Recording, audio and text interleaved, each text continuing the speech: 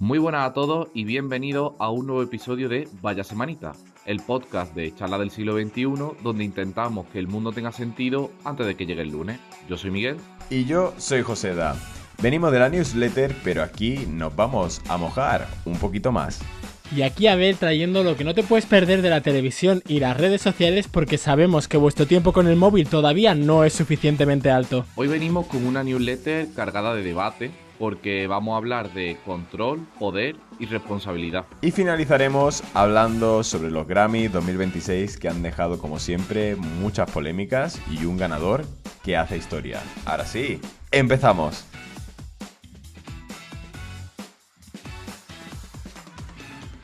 Esta semana la actualidad nos deja dos grandes ejes que atraviesan la política.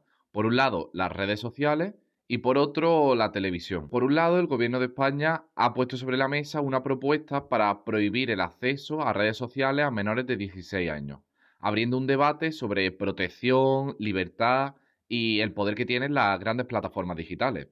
La idea es prohibir el acceso a plataformas como Instagram, TikTok o X a menores de 16 años. Además del veto de edad, la propuesta incluye responsabilizar penalmente a los ejecutivos de las compañías si no eliminan contenidos ilegales o de odio y convertir en delito penal la manipulación algorítmica que propague este tipo de contenido.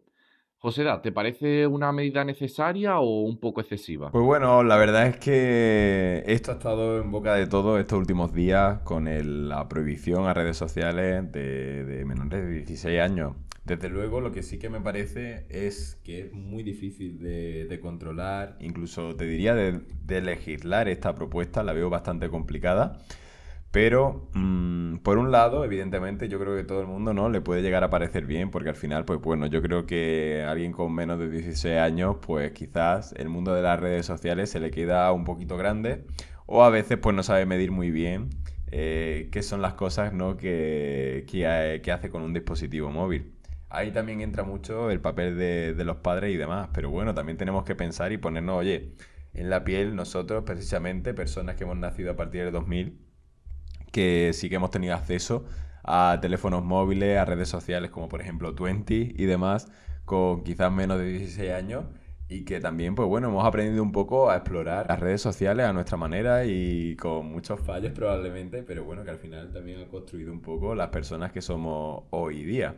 No sé tú, Miguel, cuando tenías tú menos de 16 años, si tenías Twenty o no, por ejemplo. Bueno, realmente yo creo que sí, que empecé bastante antes de los 16 años. Yo diría que incluso antes de los 14.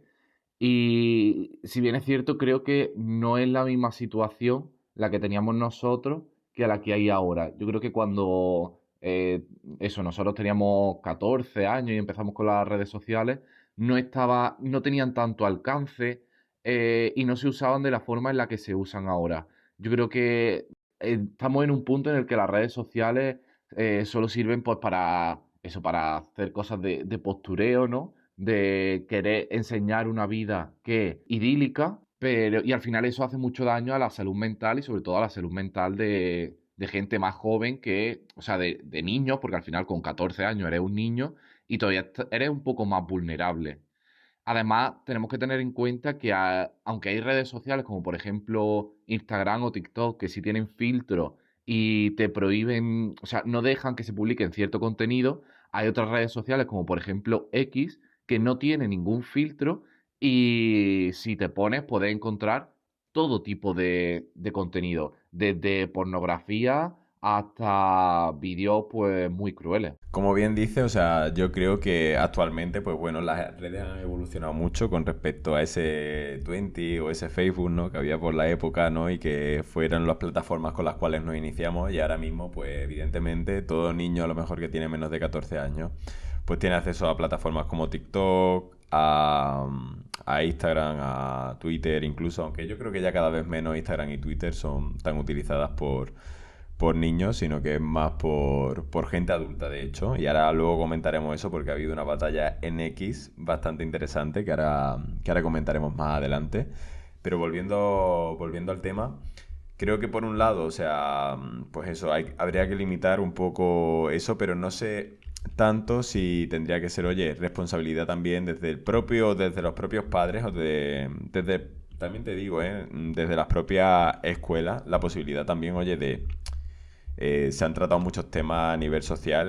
Yo me acuerdo que teníamos la asignatura de ciudadanía y demás, y oye, también entra parte, ¿no? Tú como ser humano y tal, de, oye, de hacer un uso responsable de tu teléfono móvil y de educarnos también, oye, cómo debemos también un poco enfocarnos y de cómo también debe ser ese uso. Yo creo que al final el móvil forma parte de nuestro día a día y es una herramienta más que necesaria y ya depende un poco también del uso que tú le des, pues puede tornar de una manera u otra.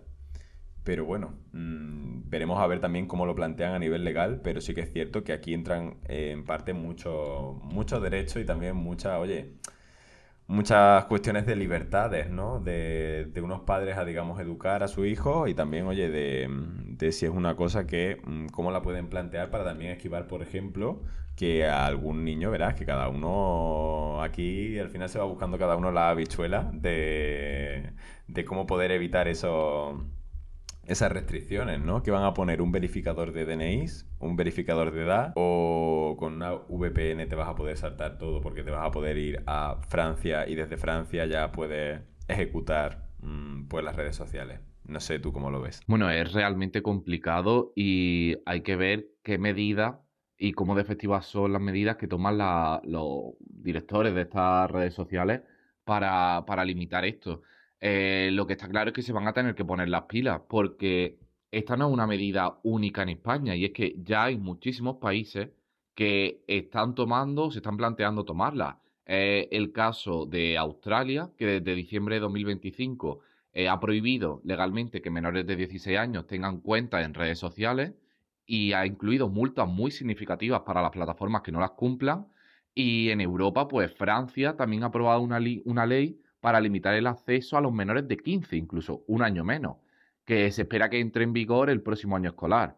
Luego hay otros países como Reino Unido, Grecia, Dinamarca y algunos estados de Estados Unidos que están debatiendo medidas similares aunque con enfoques distintos, ¿no? Por ejemplo, permitiendo el acceso con consentimiento paterno o imponiendo límites de tiempo, control parental. También tenemos que tener en cuenta que esto es una proposición de ley. Esto todavía se tiene que debatir en el Congreso y se tiene que aprobar. En principio parece que contará con apoyo, porque el Partido Popular ya ha mostrado parcialmente su respaldo a la idea, aunque ha planteado ciertos matices como permitir el acceso entre 14 y 16 años con consentimiento parental y mecanismos de descanso digital nocturno. Por su parte, Vox ya ha dicho que es una medida restrictiva de libertad y que la vincula con una supuesta intromisión del globalismo. A mí eso me parece muy interesante, Miguel, sobre todo porque también se está viendo un poco, ¿no? Y no sé tú a ti qué te parece, pero puede ser también el hecho de que, oye, a ciertos partidos políticos, como viene siendo el caso de Vox, les beneficia mucho que estos jóvenes también tengan acceso a redes sociales, porque al final, no sé, pero yo creo que durante estos últimos años hemos podido ver como este tipo de discursos, de tanto de Vox,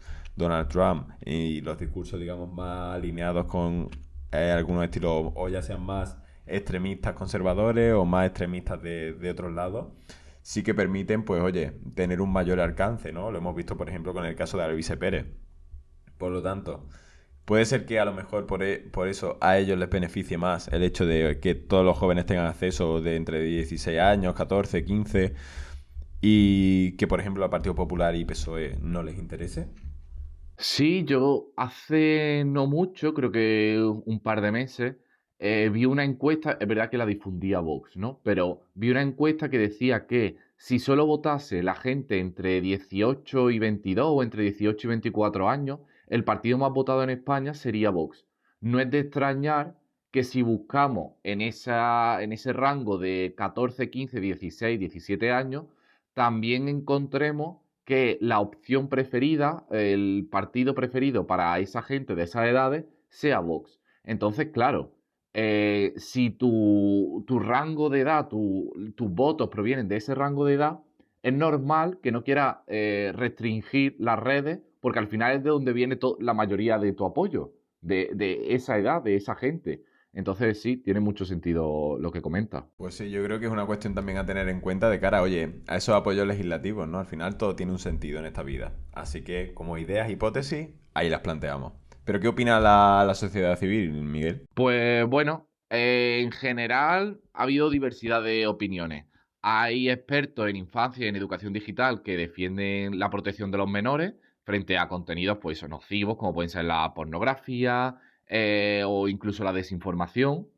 Pero hay otros especialistas que advierten que la prohibición puede no ser efectiva si no se acompaña de lo que hemos hablado, educación digital, alfabetización y herramientas que fomenten un uso crítico de la tecnología. Yo creo que al final todas las- todo lo que se haga en este ámbito de restricciones, todos estos debates de restricciones sí o no, siempre tienen que ir acompañados de educación. Porque si tú educas tienes que hacer un uso más responsable de las redes sociales, al final es una decisión propia en este caso del niño, de decidir cuánto tiempo le quiere dedicar y qué importancia le da a las redes sociales. En el momento en el que tú se lo prohíbes, va a generar un efecto contrario. Cuanto más me lo prohíba, más voy a querer usarlo y más importancia le voy a dar a las redes sociales. Entonces, creo que una medida así, si no se acompaña de educación, va a ser un fracaso.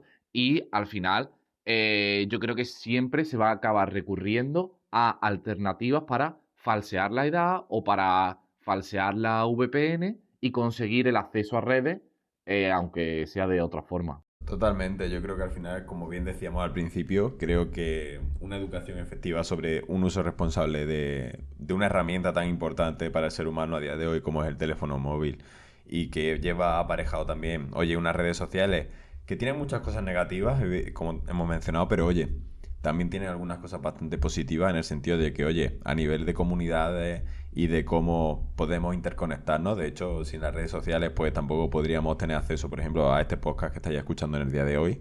O incluso, oye, personas que, por ejemplo, oye, a mí, por ejemplo, me gusta Eurovisión, pues el hecho de que yo pueda, o el Benidorm Fest, etcétera, pues el hecho de que yo pueda conectar también a partir de aquí con personas que compartan esos gustos también está bastante interesante. Entonces, siempre se tira más por lo malo, pero oye, también hay que ponderar un poco. Lo que sí veo que para personas con menos de 16 años hay que tener un control cuidadoso y que tanto la educación a nivel escolar como también a nivel parental debe ser muy importante.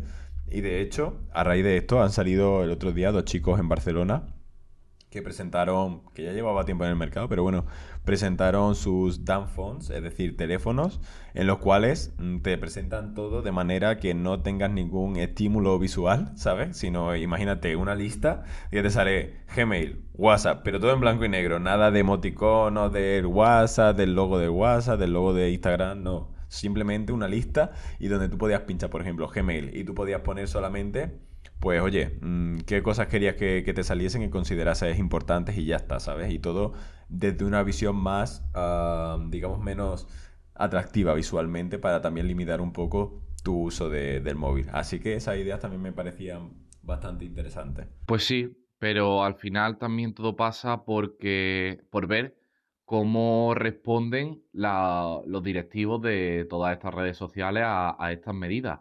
Porque, como hemos podido ver esta última semana, no todos están muy de acuerdo. Y es que ha habido una gran polémica en X entre Elon Musk y el presidente de España, Pedro Sánchez. Y es que Elon Musk ha reaccionado con ironía e insultos, llegando a calificar a Pedro Sánchez de tirano, fascista totalitario o traidor en varios mensajes que ha publicado. Ante todo esto, Pedro Sánchez ha respondido a estas críticas con una frase desafiante que dice: deja que ladren, Sancho, señalando que no dejará que las presiones de los llamados tecnooligarcas frenen a esta ley. Y ya no solamente Elon Musk, sino también tenemos que tener en cuenta que Pavel Durov, el líder de la compañía Telegram, también ha publicado un mensaje que se ha distribuido a todas las personas usuarias de Telegram España con un mensaje en contra del gobierno español y en contra de esta medida que, según Pavel Durov, amenaza nuestras libertades y que podría conllevar también que se censurase ciertos contenidos. Por lo tanto, Actualmente creo que nos encontramos, ya lo hablamos en el capítulo anterior, donde ya vimos ese primer rifirrafe entre Elon Musk y Pedro Sánchez. Y en este pues seguimos acentuando esa división entre los tecnooligarcas y Pedro Sánchez, que yo creo que actualmente también es un poco dentro de lo que cabe lo que va buscando el presidente de gobierno actual para erigirse como una personalidad dentro de la Unión Europea que va buscando pues ciertas medidas a nivel social, a nivel que tengan un impacto. Y estamos viendo como estos dueños de redes sociales pues oye, también responden y tendríamos que ver, ¿no? Y analizar, pero sí que es cierto que últimamente esos tecnooligarcas se están viendo muy señalados por diversas cuestiones que comentaremos también a lo largo del episodio de hoy. Sí, pero lo que está claro es que tendremos que esperar a ver qué sucede esta semana y ver si al final esta medida se llega a implantar o no y qué efectos tiene y cómo se cumplen los objetivos que marca esta ley. Pero bueno, esto no es todo lo que trae la actualidad política de esta semana y es que tenemos que saltar al plano internacional porque vuelve con fuerza el caso Epstein. Tras la publicación de nuevos documentos que han reactivado la polémica en torno a las élites políticas, económicas y mediáticas, con una consecuencia directa. Varias casas reales europeas, especialmente la noruega y la británica, se han visto de nuevo en el centro de la polémica. ¿Por qué crees que este tema sigue teniendo tanto impacto, Joseda? Hombre, pues el caso este tiene impacto porque al final estamos viendo que ciertas personalidades a las cuales, oye, le teníamos en algún aspecto a algunas personas, pues mucha gente, cierto estima, cierto cariño, como puede ser, por ejemplo, estima, por poner un ejemplo de ello, el caso de Stephen Hawking, el cual, pues bueno, ha salido en diversas fotografías, con diversas personas y porque hay otras personalidades que las cuales pues a lo mejor o no te esperabas o no podías creer que todo lo que se comentaba, siempre las teorías locas que tenemos sobre esta gente tan poderosa y demás, pues fuesen reales y estamos viendo que realmente esas teorías locas son incluso menos reales de la propia realidad. Y desde luego es que es catastrófico ver todo lo que es capaz de hacer el ser humano cuando tiene recursos y no sabe qué hacer con ellos. Y verdaderamente me parece deleznable todo lo que se ha hecho durante estos años y evidentemente hay mucha gente que dice, bueno, es que solamente critican y solamente a lo mejor han tenido un correo con este señor y demás, hablando de sobre sus fiestas y demás, pero ya nada más que ver las cosas que hacía este señor es que verdaderamente da miedo y pena en lo que somos capaces de convertirnos, la verdad. Claro, hay una cosa muy importante que hay que señalar y es que aparecer mencionado en los archivos de Epstein no equivale a haber cometido un delito, ni siquiera estar siendo investigado formalmente. En muchos casos los nombres, pues eso, aparecen por lo que hemos dicho, correos, invitaciones, contactos telefónicos o encuentros sociales sin un contexto criminal probado. Pero aún así, el daño reputacional es inmediato. Y es que si tú has tenido relación con una persona acusada de tantísimos delitos y sobre todo de tal gravedad como abuso de menores y temas muy controvertidos, ya tienes que asumir cierta responsabilidad porque esa junta no es que sea muy adecuada. Pero claro, en ese sentido hemos encontrado gente de todo tipo en sus listas. Y de hecho, si os interesa, en nuestra newsletter tenemos publicada, una de las fotos que tenemos es de una de las páginas de la agenda de Jeffrey Epstein, en la que sale el contacto de José María Aznar. Bueno, el contacto sale tachado, pero sale su nombre. Entonces, bueno, es lo que hemos dicho. No quiere decir que José María Aznar haya cometido ningún delito, ni es que esté acusado de nada, ni siquiera que se le esté investigando, pero ya el simple hecho de haber tenido contacto con una persona que ha cometido tantos delitos, pues dice mucho del tipo de persona que tú eres. Totalmente. Y además, otro de los casos, más allá de lo que le mandó Jeffrey Epstein a Aznar, que todavía lo desconocemos, pero bueno. Otro de los casos más paradigmáticos y que se ha comentado mucho en redes sociales y que choca un poco, ¿no? Porque si nos paramos a pensar, Elon Musk ha salido también en estos papeles de Epstein, ya que, bueno, el propio oligarca tecnológico hablaba en su día, tuvo un rifirrafe en redes sociales con Donald Trump, porque Elon Musk quería que se publicase en la lista de Epstein, se publicasen todos los documentos relacionados con este caso.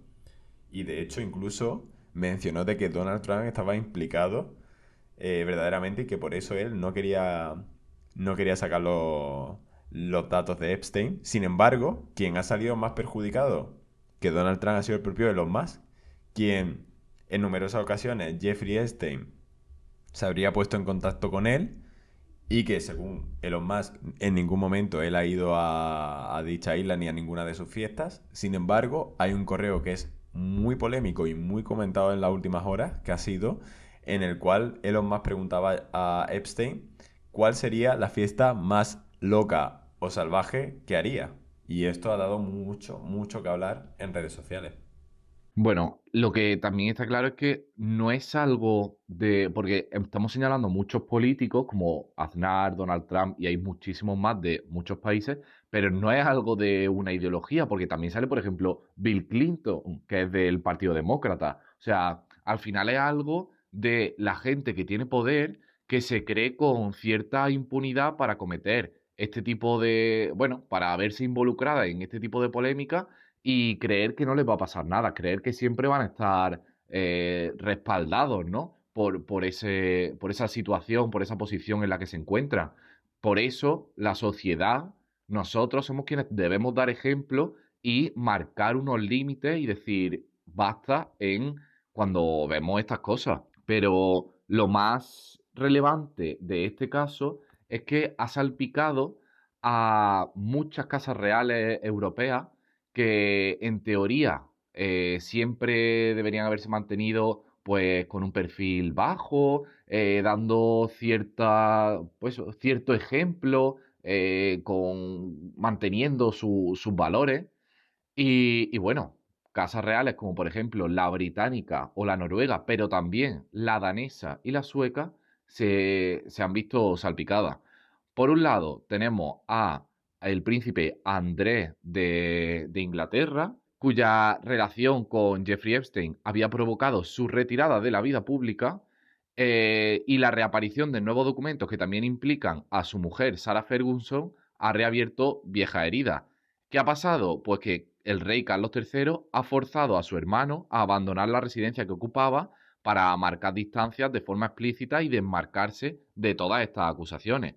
Pero es que el caso más grave viene en la Casa Real Noruega, que atraviesa uno de sus momentos más delicados tras confirmarse que la princesa heredera Mette-Marit mantuvo contacto con Jeffrey Epstein durante años, algo que ella misma ha reconocido como un grave error.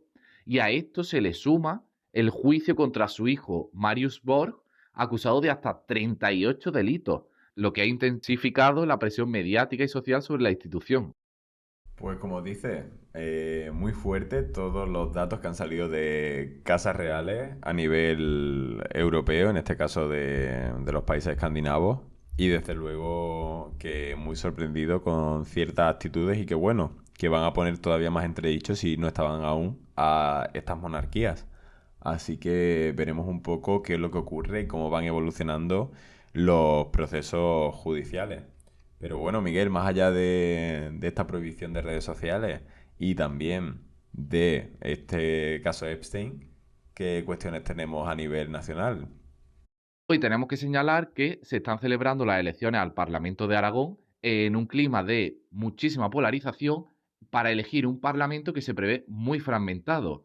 El PP se juega revalidar la presidencia, el Partido Socialista se juega no caer en una debacle teniendo en cuenta que han presentado a uno de sus pesos fuertes, la exministra Pilar Alegría. También tenemos que ver si el Partido Popular dependerá o no de Vox para gobernar, aunque todo parece indicar a que sí, y el peso que tienen los partidos regionalistas que están a la izquierda del PSOE, como pueden ser la Junta, Izquierda Unida Sumar, Podemos y Teruel Existe. ¿Tú qué piensas? ¿Crees que condicionarán el gobierno de Aragón pues, los partidos minoritarios o se quedará en un PP Vox? Pues mira, te comento un poco. Yo creo que, primero de todo, tenemos que tener en cuenta, para que no lo sepa, que el Parlamento de Aragón tiene 67 diputados, Actualmente el Partido Popular tiene 28 diputados, Vox tiene 7, Partido Socialista 23, la Chunta Aragonesista 3, Aragón existe 3 y luego Izquierda Unida, Sumar y Podemos tienen uno cada uno. Entonces, viendo cómo está el panorama actualmente, creo, por las encuestas y también por cómo está a nivel social todo, creo que el Partido Popular va a pecar otra vez de lo mismo, de ese adelanto electoral que le va a conllevar una subida mínima de votos y que eso le va a mantener los mismos escaños. Es decir, no creo, esta es mi apuesta en el día de hoy, que creo que el Partido Popular no va a aumentar más de los 28 escaños que tiene actualmente. Sin embargo, en porcentaje de votos sí, pero no lo suficiente como para conseguir más escaños. Creo también fielmente de que Vox va a ser el condicionante absoluto de este gobierno y veremos a ver con qué fuerza entra. Yo apuntaría que es capaz de doblar la cifra que tiene actualmente. De esos 7 escaños yo creo que puede pasar a 14 perfectamente. Y luego la cuestión será a ver el Partido Socialista hasta qué punto cae.